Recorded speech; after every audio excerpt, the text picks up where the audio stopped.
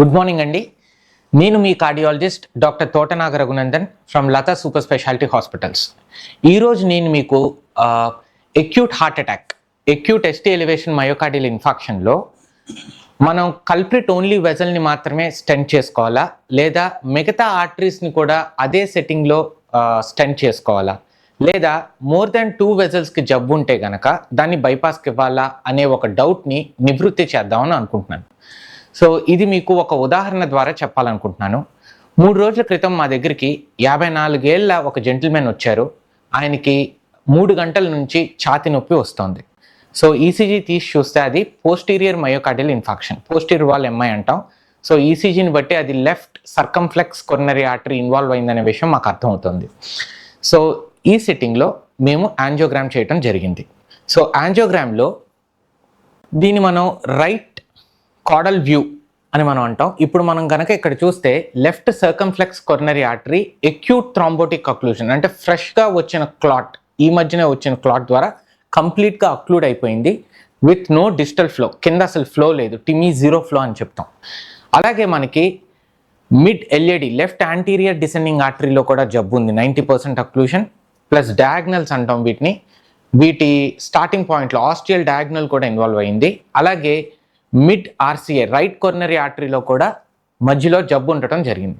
ఇలాంటి సిచ్యువేషన్లో పేషెంట్స్కి మనం కొర్నరీ యాంజియోగ్రామ్ ఎక్స్ప్లెయిన్ చేసే ప్రాసెస్లో వాళ్ళు అడిగిన డౌట్స్ ఏంటంటే, ఇదే సిట్టింగ్లో మనకి మెయిన్ కల్ప్రిట్ ఆర్టరీతో పాటు మిగతా రక్తనాళాలకు కూడా స్టెంట్ వేయటం పాసిబులా, అలాగే బైపాస్ ఆప్షన్ అనే దాని గురించి కూడా చర్చ జరిగింది.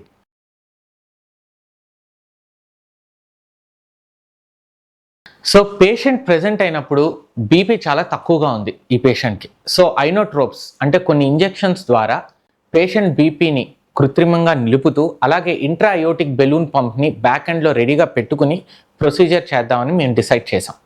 సో ఇలాంటి సినారియోలో 2017లో కల్ప్రిట్ షాక్ అనే ఒక ట్రయల్ NEJM లో పబ్లిష్ అయింది. సో ఈ ట్రయల్ యొక్క సారాంశం ఏంటంటే, ఆ ట్రయల్లో వాళ్ళు 706 మంది పేషెంట్స్ని 2 విభాగాలుగా చేశారు. ఒక వింగ్లో కల్ప్రిట్ ఓన్లీ వెజల్కి స్టెంట్ వేశారు. అలాగే ఇంకో వింగ్లో మిగతా వెజల్స్, మిగతా ఆర్టరీస్కి కూడా స్టెంట్ వేయడం జరిగింది. సో 30 డేస్ తర్వాత ఫస్ట్ వింగ్లో ఓన్లీ కల్ప్రిట్ వెజల్ని మాత్రమే స్టెంట్ చేసిన వాళ్ళల్లో తక్కువ మోర్టాలిటీ రిస్క్, తక్కువ డెత్ ఛాన్సెస్, అలాగే రీనల్ ఇంపైర్మెంట్, రీనల్ ఫెయిల్యూర్కి వెళ్ళే ఛాన్సెస్ తక్కువగా ఉన్నాయి.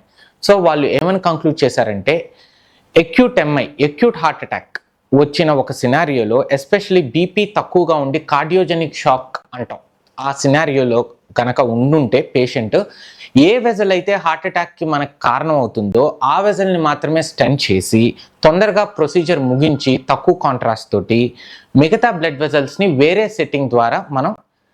సెట్టింగ్లో మనం స్టెంట్ వేసుకోవటం ఉత్తమమైన పని అని వాళ్ళు చెప్పడం జరిగింది.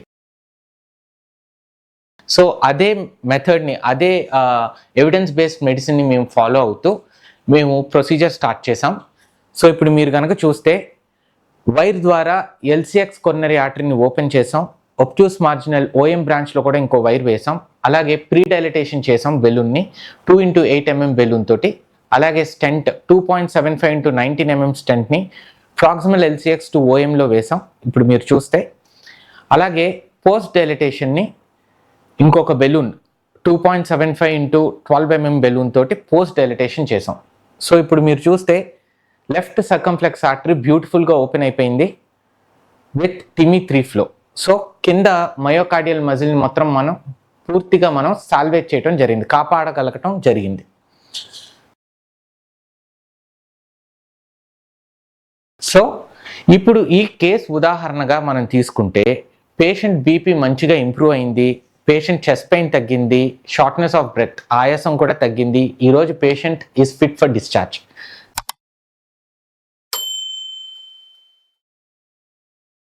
సో ఇప్పుడు ఈ కేసు ద్వారా మనం తెలుసుకోవాల్సింది ఏంటంటే, ఎప్పుడైనా ఎక్యూట్ హార్ట్ అటాక్ సెట్టింగ్లో పేషెంట్ బీపీ కనుక తక్కువగా ఉండి మనకు ప్రెజెంట్ అయితే కనుక, ఏ వెజల్ అయితే హార్ట్ అటాక్కి కారణమో ముందు ఆ వెజల్కి మాత్రమే మనం స్టెంట్ చేసి తొందరగా ప్రొసీజర్ ముగించి తక్కువ కాంట్రాస్ట్ తోటి మిగతా వెజల్స్ని వేరే సిట్టింగ్లో చేయటం ద్వారా పేషెంట్కి కాంప్లికేషన్ రిస్క్ మనం తగ్గించిన వాళ్ళం అవుతాం.